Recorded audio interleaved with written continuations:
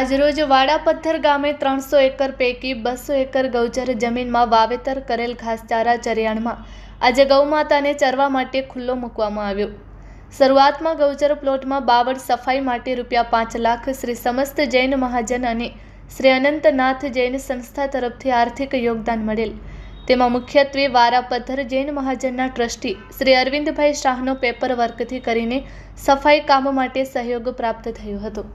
Shri Corbett foundation द्वारा fencing तार तेमज गेटનું કામ પણ પૂર્ણ કરેલ, જેનું હરિદ્વારથી પધારેલ પૂજ્ય સાધ્વીજી આરાધના દીદી દ્વારા રિબિન કાપી ગાયો માટે ખુલ્લું મૂકવામાં આવ્યું, જેમાં સાથે ગૌમાતા સન્માન અભિયાન હેઠળ ગૌસેવક શ્રી દીપકભાઈ પટેલ, ગાંધીધામ અને ગૌસેવા ગતિવિધિના કચ્છના સંયોજક અને દાનવીર ગૌપ્રેમી શ્રી પરબતભાઈ ગોરસિયા ઉપસ્થિત રહ્યા હતા।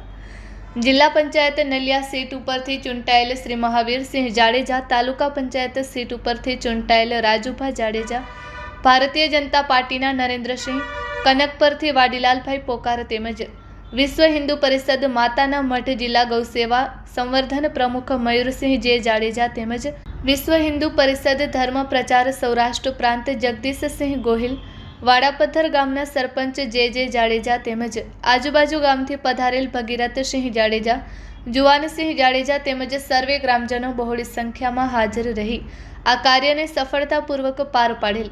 तेमज गाय माताए पशु नहीं पण जीवतुं देवालय गणो के औषधालय तेवुं पूज्य साध्वीजीए तेमना सत्संग प्रवचनमां सौने एना विशे समज आपी हती। रिपोर्ट बाय अमितभाई भानुशाली, नलिया, अबडासा, कच्छ।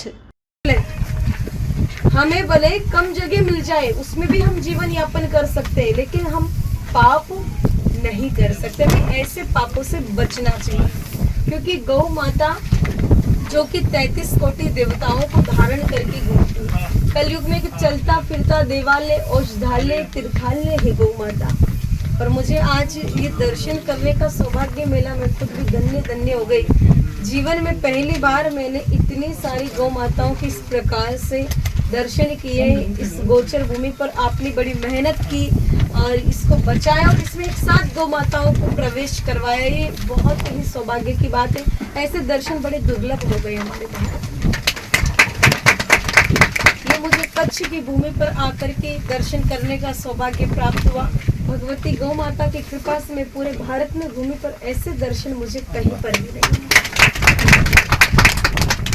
तो ये कहीं ना कहीं ये जाहिर करता है कि हमारे अंदर अभी भी गौ भक्ति है, लेकिन ऐसे कई सारे क्षेत्र हमारे भारत की भूमि पर जहाँ पर लोगों ने गौ माता की महिमा को भुला दिया है। हमारी गौ माता को लोग दूध पी करके छोड़ देते हैं, सोना कसाईयों के हाथ में सौंप देते, प्लास्टिक खाने के लिए मजबूर कर देते हैं। यहाँ तक कि भूख प्यास के कारण तड़प तड़प करके कई गौ माताओं के प्राण भी चले जाते हैं। ऐसी स्थितियां जब देश के सभी संतों ने देखी, गौ भक्तों ने देखी, तो मन में बड़ी पीड़ा हुई। हम इस दृश्य को देख करके बड़े प्रसन्न हैं, लेकिन इससे कुछ ही दूरी पर हम जाएंगे आगे तो हमें ऐसे भी दृश्य देखने को मिलेंगे जहाँ पर गौ माता को जीने के लिए तिनका भी नहीं, पीने के लिए पानी भी नहीं। गौ माता तिनके तिनके के लिए तरसती है। गौ माता प्लास्टिक खाती नजर आती है। जब गौ रक्षक गौ माताओं को लेके आते तो कई टन प्लास्टिक उनके पेट में से निकलती, गौ माताओं की मृत्यु हो जाती। यहाँ तक कि हमने ऐसे भी दृश्य देखे, कत्ल खानों में ले जाकर के गौ माता को काटते हैं। तो संतों ने सोचा कि हमें कुछ ना कुछ गौ माता के लिए कदम उठाना पड़ेगा। अगर आज कदम नहीं उठाया तो हमारे भारत की भूमि से गौ माता समाप्त हो जाएगी। सोचा कि हर सदी में जब गौ माता की आवाज उठी है तो इस सदी में भी आवाज उठानी चाहिए। अगर इस सदी में आवाज नहीं उठाई तो इतिहास हमें कभी माफ नहीं कर पाएगा। तो सारे संत इस विषय को लेकर के एकत्रित हुए, वृंदावन की भूमि पर, ब्रिज की भूमि पर एकत्रित हुए और एकत्रित होकर के ये विचार करने लगे, चिंतन करने लगे कि हम गौ माता के लिए क्या करें। सोचा कि हम 5-50 लोग तो कोई पूरे भारत की गौ माताओं को नहीं बचा सकते, फिर कैसे संपूर्ण भारत की गौ माताओं को बचाएं।